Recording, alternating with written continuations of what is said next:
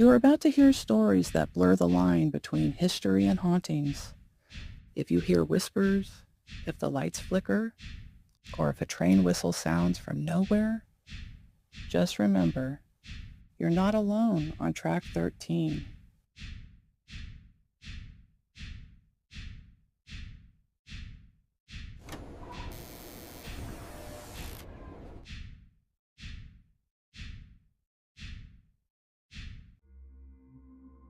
There's something about old railway tunnels, the way sound carries through the dark, the way the air suddenly turns cold, the way you sometimes feel like you're not alone. Deep in the misty hills of Himachal Pradesh, where the Kalka-Shimla Railway winds through dense pine forests, lies a tunnel shrouded in mystery and tragedy. This is Tunnel 33, or as locals call it, Barrag Tunnel. A British engineer met a tragic fate here over a century ago, and to this day, disembodied voices, flickering lights, and ghostly apparitions have made it one of India's most haunted railway tunnels. Tonight, we uncover the chilling story of a man who built a tunnel and never left it. Welcome to track 13, where the rails meet the unknown.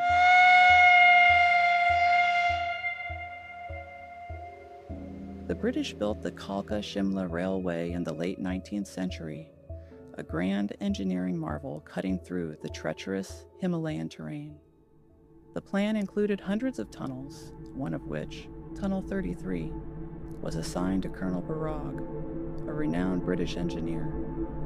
Barrag devised a method where the tunnel would be dug from both ends simultaneously to meet in the middle, ensuring faster completion. It had been done before, but this time, something went terribly wrong. Due to a critical miscalculation, the two ends never aligned. The results were catastrophic. By the time it was realized, months of labor and resources had been wasted. The British administration was outraged.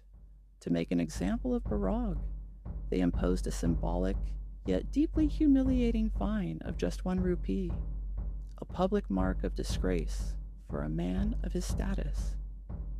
After his name had been tarnished, the whispers started. No one spoke to him directly, but he heard them all the same. A leader who had led his men in circles. A mistake carved into the mountain itself. The once proud engineer became a shadow of himself. His steps grew slower. His shoulders, once upright, sagged under the weight of whispers. He would sit for hours at the tunnel's edge. His only companion was his loyal dog, always by his side. One evening, unable to bear the shame any longer, Barrag took his final walk into the unfinished tunnel and never returned. A railway worker found his body the next morning, his dog by his side, loyal to the end.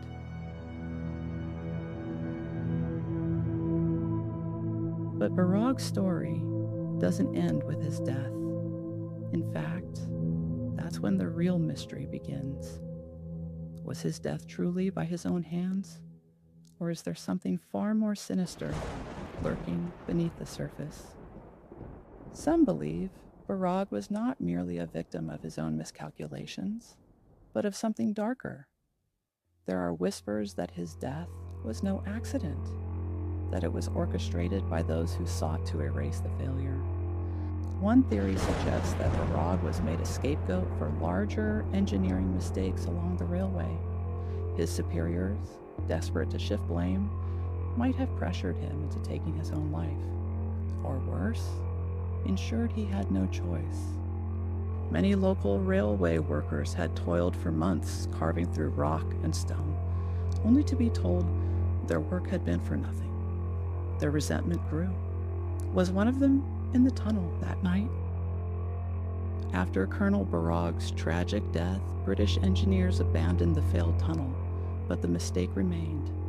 A second tunnel, still called Tunnel 33, was successfully built nearby. Today, That very tunnel remains as use, with trains passing through every day. But something else remained. Conductors report cold drafts that appear without warning, headlights that dim for no reason, and always the sense that they are not alone.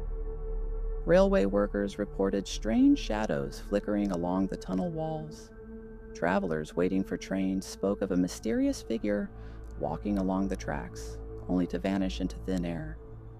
Some claimed to hear soft whispers in the tunnel, as if someone was speaking, but no one was there. The most chilling story comes from a railway guard who once entered the tunnel alone at night, only to hear someone call his name from inside the walls. Is there a logical explanation for these hauntings, or is it truly the restless spirit of Colonel Barag? Skeptics believe the tunnel's acoustics play tricks on the mind, creating an illusion of whispers and voices. The cold drafts could be due to the geological structure of the hills surrounding the tunnel. But believers argue that the tunnel has an undeniable energy, a presence that lingers, felt by anyone who dares to walk through at night. Paranormal investigators have recorded inexplicable temperature drops and unexplained voices on EVP devices. To this day, train conductors and railway workers avoid the tunnel at night unless absolutely necessary. In an unexpected turn of events, Colonel Barag's spirit is not believed to be vengeful or malevolent. Unlike other haunted locations, his ghost is said to be peaceful, even friendly to those who acknowledge him. Local legends tell of lost travelers who found themselves disoriented near Tunnel 33. Many of them recall an odd but comforting presence, a man in old British-era clothing, appearing just long enough to guide them back to safety. When they turn to thank him, he's nowhere to be found.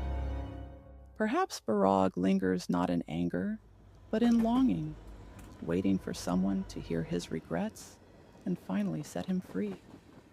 More than once, travelers have reported hearing a dog's bark echoing in the tunnel, a bark with no visible source. Could it be that Barag's loyal companion still waits for him, a spirit never willing to leave its master's side? Today, a small grave near Tunnel 33 marks the final resting place of Colonel Barag. Locals say paying respects at his grave ensures safe passage through the tunnel.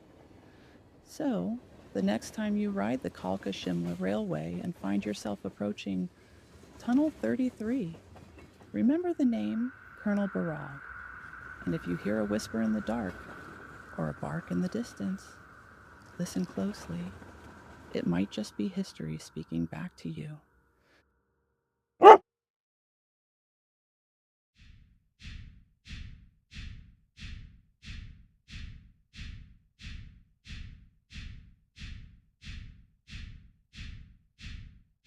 September 12th, 2008, a day that started like any other.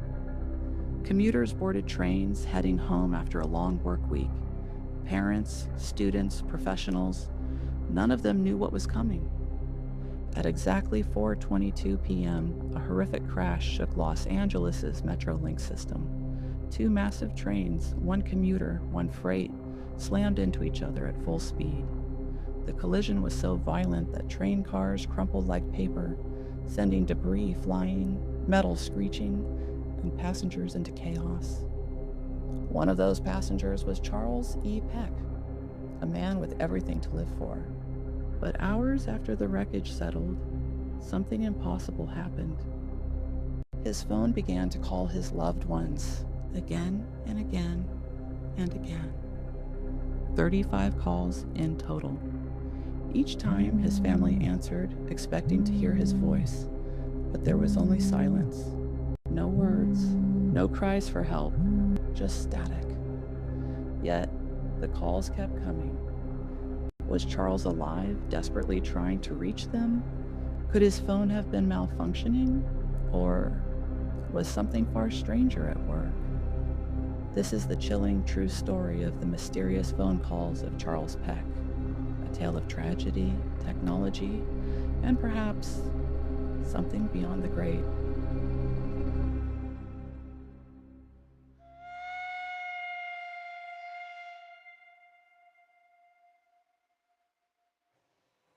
The Chatsworth Metrolink disaster should never have happened. At 4:22 p.m., a Metrolink commuter train carrying 225 passengers raced north toward the San Fernando Valley. Up ahead, a Union Pacific freight train thundered south. A single red light should have stopped the commuter train. The engineer never saw it. Later, investigations would reveal a chilling fact. The engineer had been texting just seconds before impact. He never even hit the brakes. At 83 miles per hour, the two trains collided head-on. The explosion rocked the valley. The first car of the Metrolink was completely destroyed, its metal frame twisted beyond recognition. Smoke, fire, screams. Inside that wreckage, Charles Peck was traveling for a job interview in Los Angeles. His fiancée, Andrea Katz, had spoken to him just before the crash. They were planning their future, excited for what was next. And then, silence. Andrea turned on the news. She saw the images of the mangled train, the twisted metal, the emergency crews frantically searching for survivors. Then her phone rang. It was Charles. 6 p.m., 2 hours after the crash. Andrea's phone lights up with a call from Charles Peck. Her heart pounds. She grabs the phone and answers. Silence. Just static. Then the call ends. A few minutes later, another call. Then another. Charles's son in Utah gets a call. His brother gets a call. His stepmother, his sister. 35 calls over the next 11 hours. His family was frantic. They begged him to say something. But every time, only static. And when they tried calling back, voicemail every time. The calls continued all night. And then, at exactly 3:28 a.m., they stopped.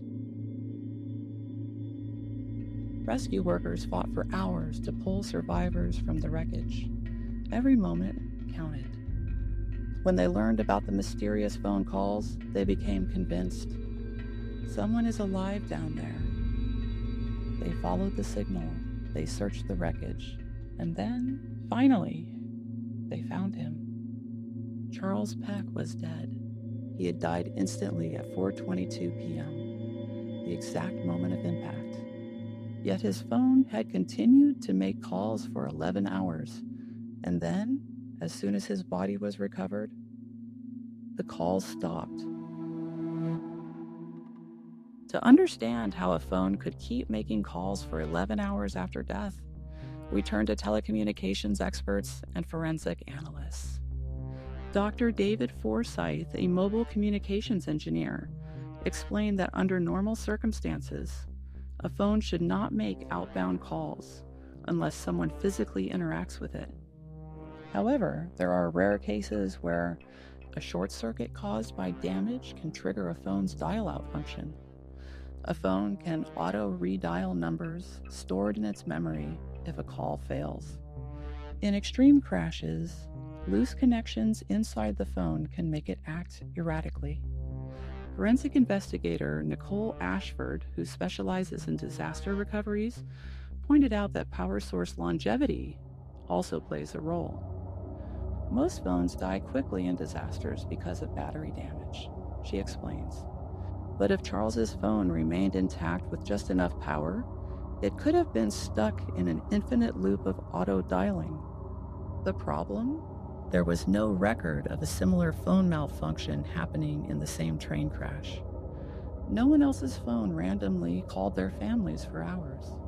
Even tech experts can't fully explain why Charles's phone behaved this way, adding to the mystery. Believe it or not, Charles Peck's case isn't the only instance of post-mortem phone calls. During the 2004 Indian Ocean tsunami, a Sri Lankan passenger train called Queen of the Sea was swept off the tracks, killing nearly 1,700 people, one of the deadliest train tragedies in history. Days later, several families of victims reported receiving text messages from their deceased relatives' phones.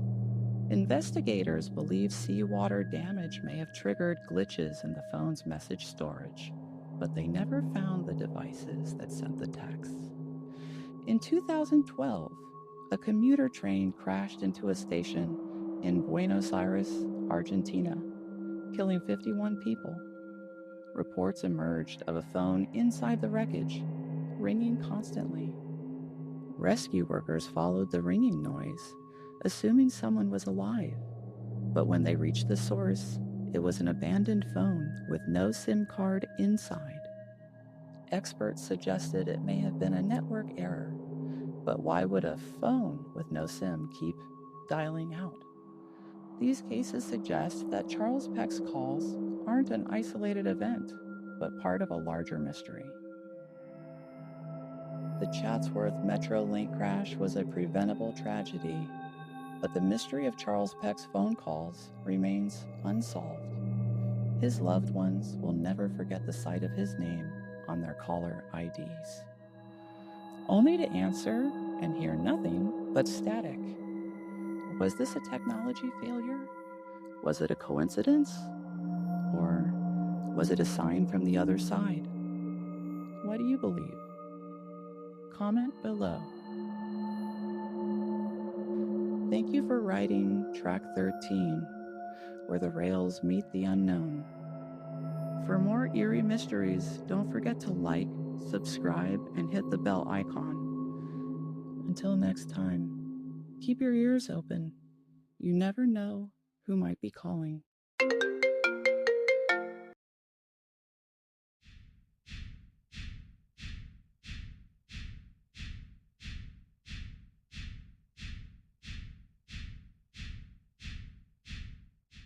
Trains and time, inseparable. The railway industry gave us standardized time zones, synchronized clocks, and precise scheduling. But what happens when time refuses to follow the rules? Tonight, on Track 13, we step aboard history's strangest railway time anomalies.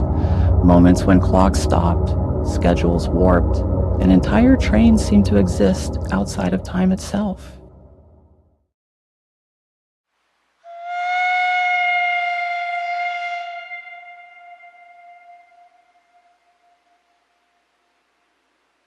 April 18, 1891, Kipton, Ohio. The number 14 fast mail train, running westbound, is set to pass a slow-moving passenger train on a single-track line. The schedule is tight. Both engineers must time their moves precisely.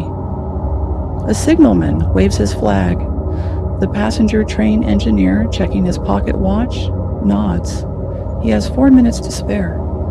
But what he doesn't realize is this. His watch had stopped for exactly 4 minutes before restarting. By the time he realizes the error, it's too late. The two trains collide head-on. 7 people die. Investigators examine the wreckage looking for answers, and they find one.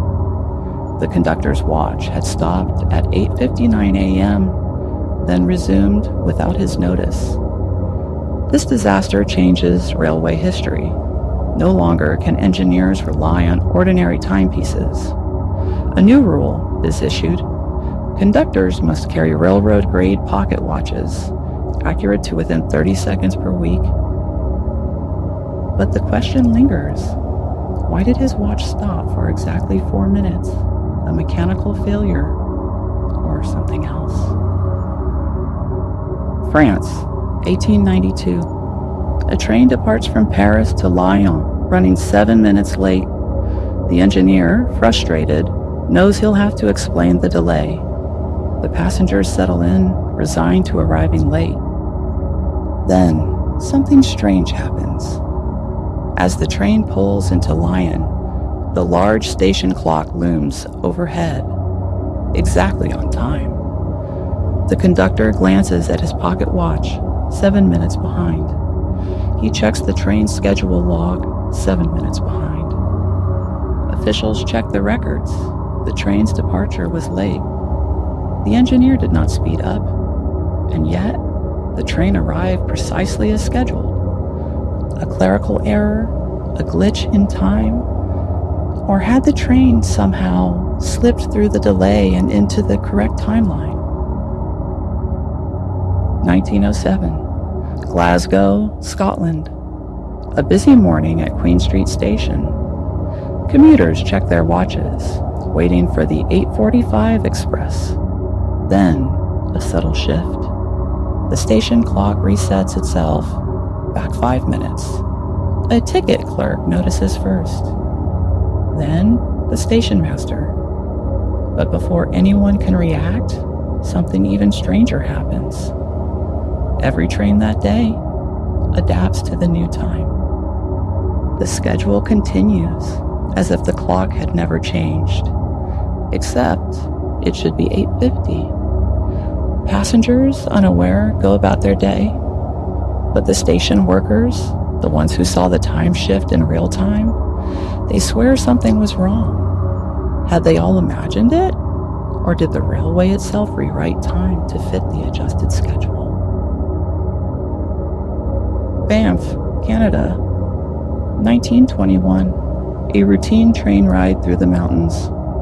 Arrival time, 3:15 p.m. The passengers chat, read newspapers, sip coffee. Everything seems normal, but when they arrive, something feels off. A journalist on board checks his pocket watch. His face turns pale. The watch had stopped for exactly 7 minutes while the train was moving. The conductor, his watch stopped too. 7 lost minutes. No one remembers them. No one can explain them. The train's log shows nothing unusual. Had they simply lost track of time, or had the train slipped outside of it? 1952, Soviet Union. A train from Moscow to Leningrad pulls into the station 12 minutes early.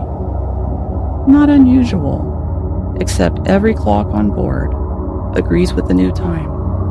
Official reports say it's a clerical mistake, but rumors spread. Some whisper about a time experiment. Others claim the train never took the journey at all. It simply appeared at its destination. Was this Soviet technology a lost Cold War experiment? Or did the train somehow move through time itself? Trains and time. Partners since the dawn of the railway age. We built time zones to control them. We built precise watches to measure them. And yet, again and again, time refuses to be controlled. The next time you take a train, check your watch, then check the station clock.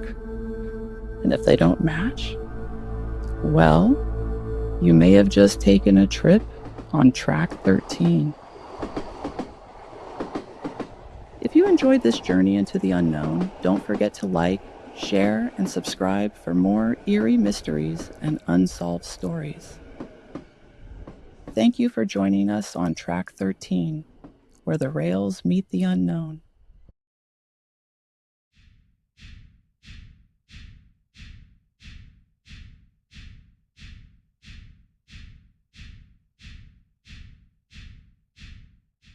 Some train stations were never meant to be found. They've been erased from maps, buried in time, and covered in lies. Officials claim they were shut down due to low passenger numbers or safety concerns. But what if that's just what they want us to believe? What if the truth is far more disturbing? Tonight, we uncover abandoned train stations where people vanished without a trace, where ghostly figures still linger, and where the air is thick with something watching. A Norwegian stop linked to human sacrifices, A Soviet station erased from history after a deadly outbreak. A train that arrived completely empty. If you ever find yourself on a train that stops somewhere unexpected, whatever you do not step off.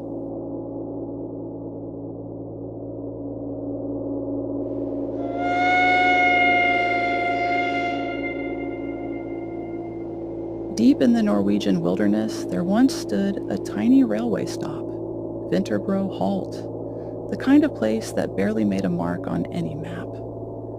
But by the 1950s, passengers started vanishing. They stepped off the train and were never seen again.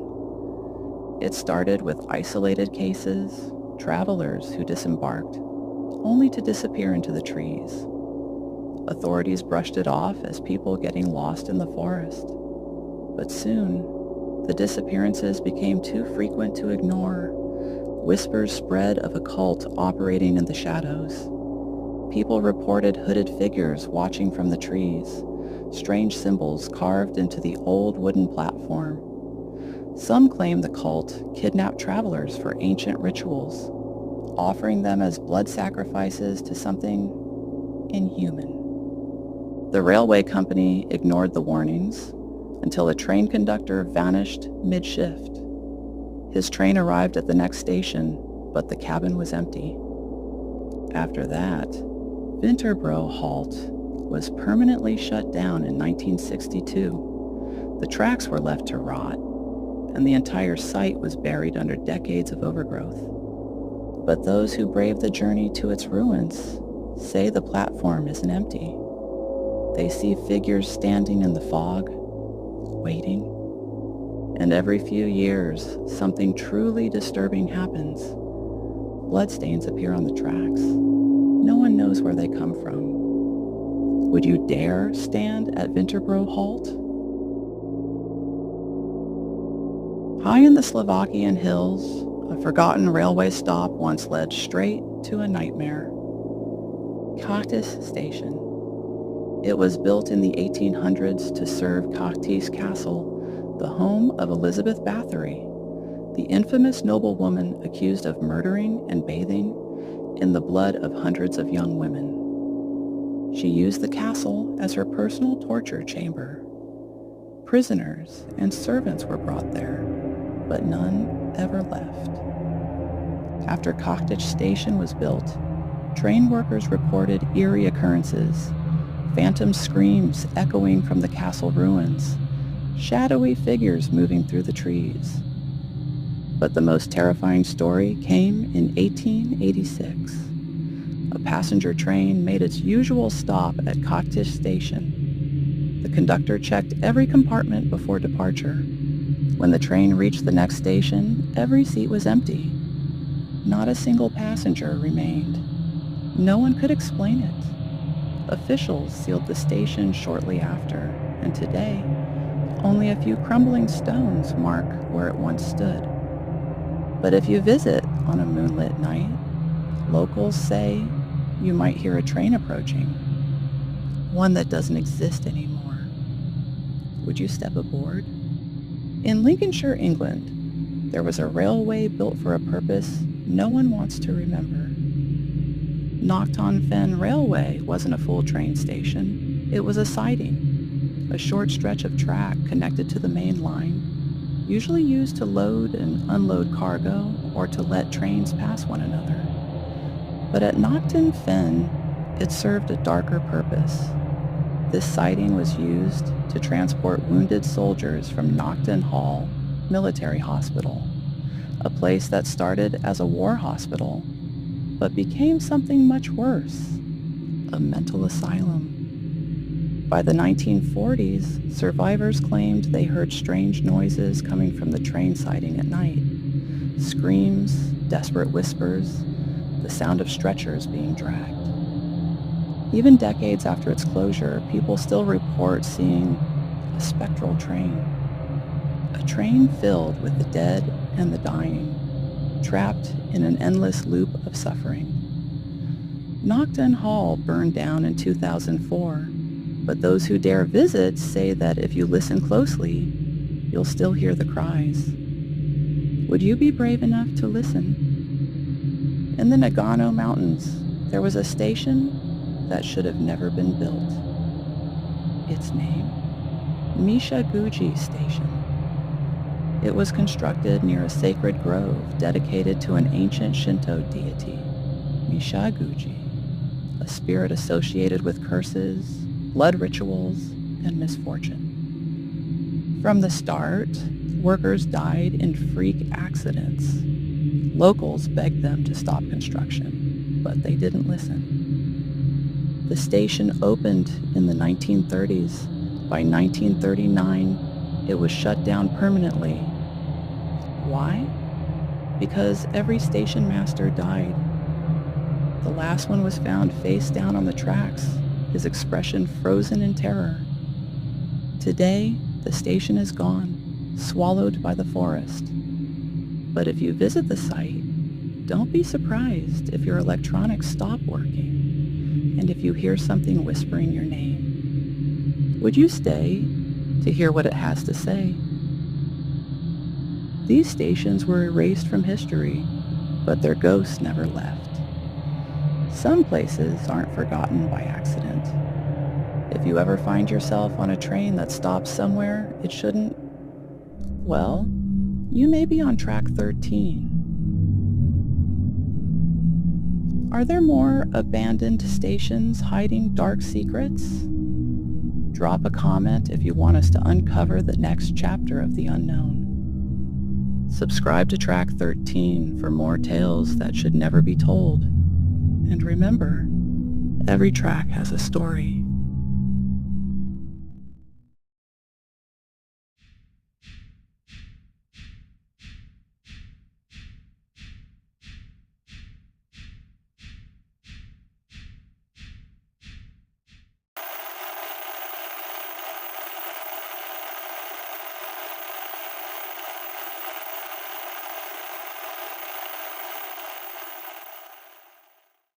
Have you ever walked through a subway station and felt watched? Not by people, but by the walls, the lights, the silence between footsteps that stretches just a little too long. Beneath the surface of our cities, deep in the tunnels we ignore, art isn't just hanging on the walls.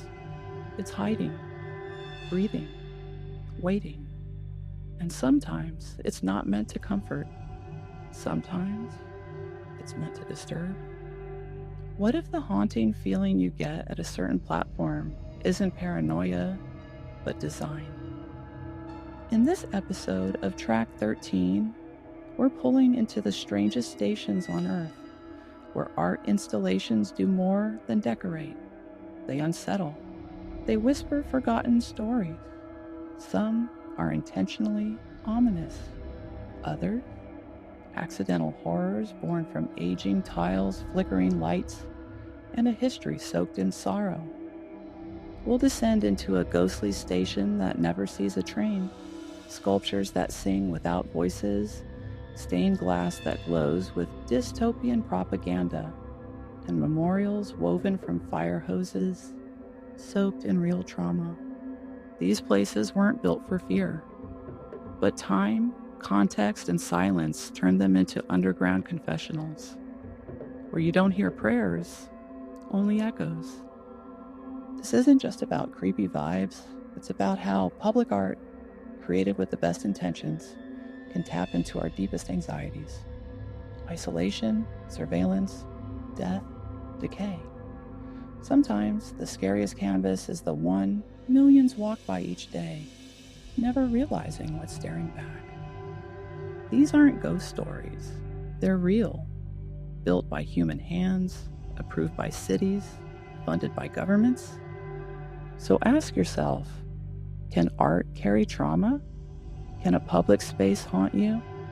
And if you listen long enough, can a subway station scream? Welcome aboard Track 13.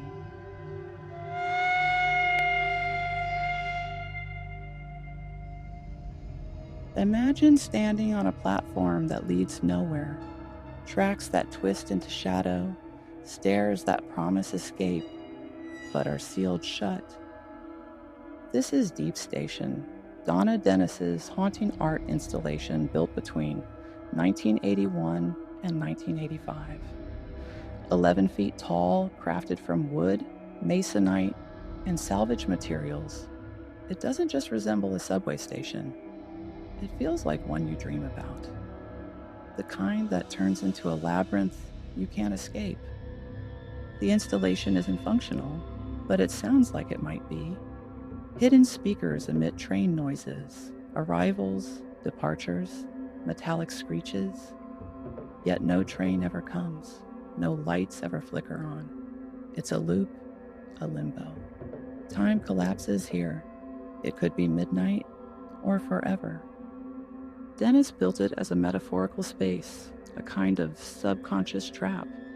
The rivets are perfectly rusted. The paint splatters simulate grime. Gates block every stairway. There's no exit, only the illusion of one. Every detail is soaked in decay. Not real decay, but something worse. Staged decay. As if the station knows it's a performance, and you're the only audience. Critics often compare Deep Station to George Tooker's 1950 painting The Subway, a piece drenched in paranoia and alienation. But while Tooker worked with oils, Dennis worked with architecture. She built the unease. She made it three-dimensional. It surrounds you. In a way, Deep Station isn't just art. It's a psychological test. It asks, what do you feel when nothing makes sense? When structure offers no safety? When sound suggests movement, but nothing ever moves? This piece isn't in a real subway, but it might as well be, because real stations hold this same potential for unease, and Dennis knew that. She simply brought it to the surface. What she built was a station for the mind, and once you step in, part of you stays behind. If you walk through the 34th Street Herald Square subway station in Manhattan, you might trigger something strange. A metallic chime, a flutter of eerie notes, no visible musician, no obvious source. This is Reach New York, an urban musical instrument, a 1996 art installation by Christopher Janney. Metal bars mounted on the wall react to motion. As commuters walk past, sensors trigger sounds, designed to soothe, to delight. But over time, the piece aged into something more ghostly. The random notes echo across an otherwise sterile tunnel. There's no rhythm, no logic, just an unpredictable soundtrack playing to no one. In the dead of night, it feels less like music and more like the last signal from a machine losing its mind. Some say it feels like the station is trying to speak, but no one's left to listen. Just across the same station is another oddity, The Gold Wall by Michelle Oka Donor.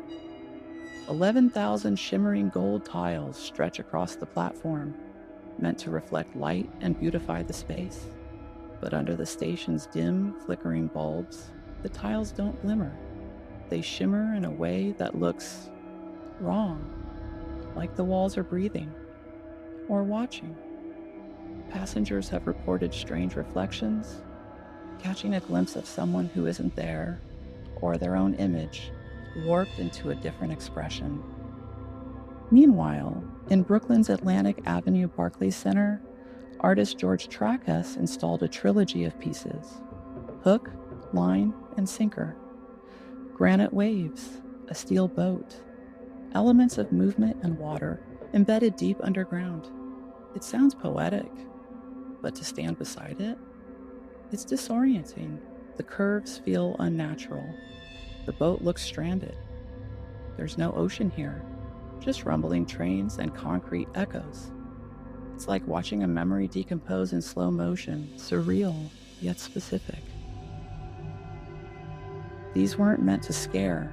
They were meant to inspire, connect, uplift. But New York had other plans.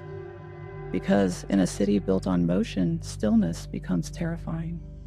A broken sound system becomes a whispering ghost. A reflective surface becomes a false face. A sculpture meant to suggest travel becomes a monument to being lost. These installations didn't change. We did. And sometimes the most haunting things in the subway aren't the rats or the shadows, but the art. Just sitting there, watching you pass. Moscow's Novoslobodskaya station is a masterpiece, but stand beneath its stained glass windows long enough, and the beauty starts to feel like a trap. Built in 1952 during the height of Soviet power, the station feels more like a cathedral than a commuter space. 32 backlit stained glass panels glow like relics, each handcrafted by Latvian artists. They depict scenes of Soviet life, workers, farmers, soldiers, all captured in glowing harmony. But harmony, as we know, can be forced. At first glance, the panels are stunning, bright reds and golds, geometric balance, smiling faces. But look longer, and the cracks start to show. The symmetry feels too perfect, the smiles too practiced. The stillness isn't peaceful, it's frozen. Like time stopped here, or was stopped on purpose. It's propaganda in its most seductive form, a utopia of glass, a frozen dream of the state. But today, that dream feels hollow. The figures no longer inspire, they haunt. Their eyes don't follow you, they trap you, as if daring you to blink first. And then there's the contrast, the raw, cold weight of the metro architecture surrounding the panels. Marble walls, iron arches, fluorescent lights buzzing overhead. The artwork doesn't soften the environment. It intensifies the contradiction. Opulence buried underground, illuminating a regime that buried its own history in silence. There's no graffiti, no damage, no chaos. It's as if the station exists outside of time, like a monument sealed in glass and stone, immune to decay, not because it's sacred, but because it's too dangerous to forget. In a way, the station becomes a mausoleum, a shrine to a version of reality that never existed. And the fact that it's still pristine, that's what makes it chilling. It hasn't been erased, it's been preserved. Like a warning or a spell. Art that once projected power now whispers control.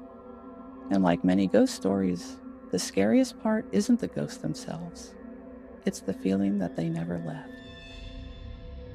At first glance, it looks like abstract fabric art. Woven panels, earthy tones, minimalist beauty. But look closer. The threads aren't threads. They're fire hoses, real ones. Decommissioned, frayed, and stained with history. This is the work of Theaster Gates at Chicago's 95th Street Red Line station. Installed in 2018, the tapestries are stitched from hoses used during the Civil Rights era, the very tools once turned against protesters during the 1960s. Now, they hang silently, as if still dripping with memory. In a subway filled with movement, these pieces demand stillness. You don't just pass by, you pause.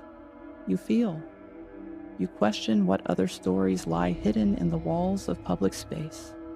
The fire hoses are more than symbolic. They're literal relics of state violence, woven into public space. What once dispersed crowds now gathers them. What once enforced silence now creates dialogue. It's reversal as resistance. The surrounding station is sleek and modern, polished surfaces, bold colors. But these tapestries interrupt the space. They sag slightly. They breathe. They carry weight, not just physical, emotional, historical, generational. Unlike the other installations we've explored, Gates doesn't cloak horror in metaphor. He makes it visible, tangible. You can see the phrase, the damage. You can almost smell the smoke. These aren't just objects, they're witnesses. They remember things people would rather forget. In a city where racial wounds still fester, Gates didn't build a statue. He built a wound that refuses to close, an artwork that pulses with unresolved pain and dares you to look directly at it. And that's the power of haunted art. Not to shock, but to remember, to hold space, to make sure history isn't buried under the noise of the present. At 95th Street, you don't walk away thinking, that was beautiful. You walk away thinking, that happened. Beneath Paris, there are stations that no longer echo with footsteps. No announcements, no rush of wind from incoming trains, just silence and decay. They're called stations fantômes, ghost stations, closed during World War II, left untouched ever since. Some, like Croix Rouge, haven't seen a passenger in over 80 years, but they still exist, preserved in darkness. And somehow, that makes them louder than ever. The ads on the walls are frozen in time, wartime slogans, outdated fonts, torn posters half-eaten by moisture. Paint peels from the ceiling in strips that resemble hands. The metal on the tracks is rusted, flaking, almost breathing. It's not designed art, it's accidental. And that's what makes it terrifying. In a way, these stations are pure liminal space. No past, no future. Just the eerie, echoing present. They exist between uses, not abandoned, not alive, just waiting. And in the waiting, a new kind of art emerges. Shapes in the grime, silhouettes in the rot, shadows that move when nothing else does. People claim to see figures in the tunnels. Others speak of lights that flicker without power.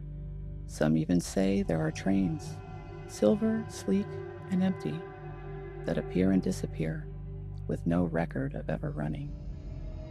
Urban myth? Maybe. But there's something about these stations that feeds the imagination. The absence of life makes room for legends, and the silence? It sings louder than any scream. Unlike curated gallery art, these ghost stations weren't made to disturb. They just refused to fade. They were forgotten, but not gone. And in doing so, they became a canvas for our deepest fears. Abandonment, isolation, the unknown. They weren't haunted by design, but they've become haunted by memory. Sometimes the scariest stories are the ones no one meant to tell. Subway art wasn't meant to scare us, but over time, intention fades and meaning mutates. These installations, buried beneath cities, echo with more than design. They carry silence, memory, and sometimes warning. Because art doesn't need to move to haunt you. It just needs to stay. Next time you ride the subway, look closer. What seems abandoned may be waiting. What looks beautiful might be watching. Subscribe for more stories where the rails meet the unknown, and drop your creepiest subway tale below. Until next time, remember, every track has a story,